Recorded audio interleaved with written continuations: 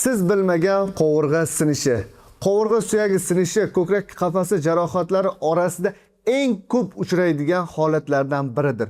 Bu holat ko'pincha yiqilish, avtomobil halokati, sport jarohati yoki ko'krak qafasiga kuchli zarba tegish natijasida yuzaga keladi.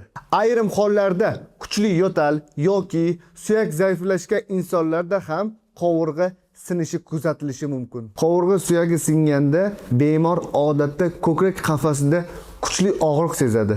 Ayniqsa chuqur nafas olganda, yo'talganda, kulganda, gapirganda yoki tanani burganda og'riq kuchayadi.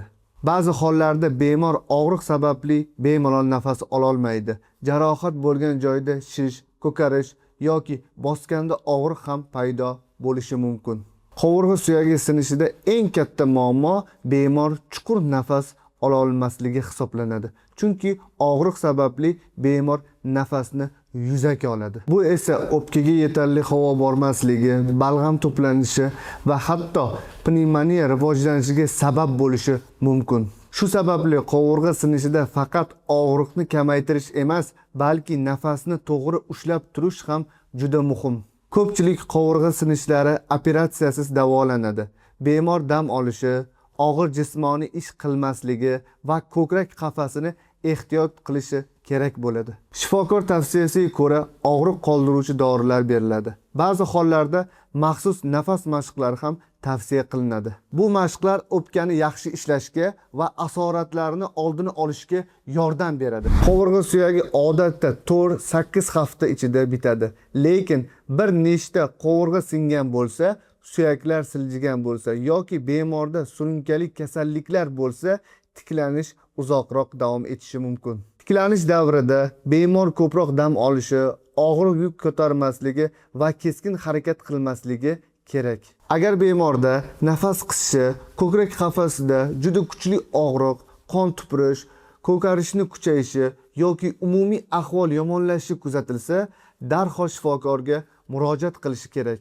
Chunki ayrim hollarda qovurg'a sinishi, o'pka shikastlanishi, ichki qon ketishi yoki pleura bo'shlig'ida suyuqlik yig'ilishi bilan ketishi mumkin. Qovurg'a suyagi sinishi odatiy holat emas. To'g'ri davolanish, dam olish, vaqtida nazorat orqali bemor to'liq sog'ayib ketishi mumkin. Keling azizlar, sizlar uchun qovurg'a suyagi sinishini uy sharoitida davolash bo'yicha qo'llanma qildik. Shu qo'llanma orqali sizni qovurg'angiz avvalgi holatiga qaytadi. Aziz kuzatuvchilar, sizlar uchun qo'llanmani to'liq qilib chiqishga harakat qildik.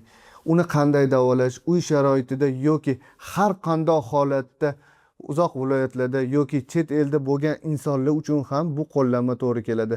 Qovurg'ani operatsiya qilib bo'lmaydi yoki dori ichsa zo'r ta'sir qilmaydi. O'shaning uchun avvalgi holatiga keltirish uchun biza to'liq ma'lumotlar qilib, to'liq qo'llanma qildik. Agar qo'llanmani to'lig'ini olishni xohlasanglar, quyidagi nomerlarga telefon qilishingiz mumkin. Hammasi batafsil ma'lumotlarni qoldirganmiz. Sog' va salomat bo'linglar.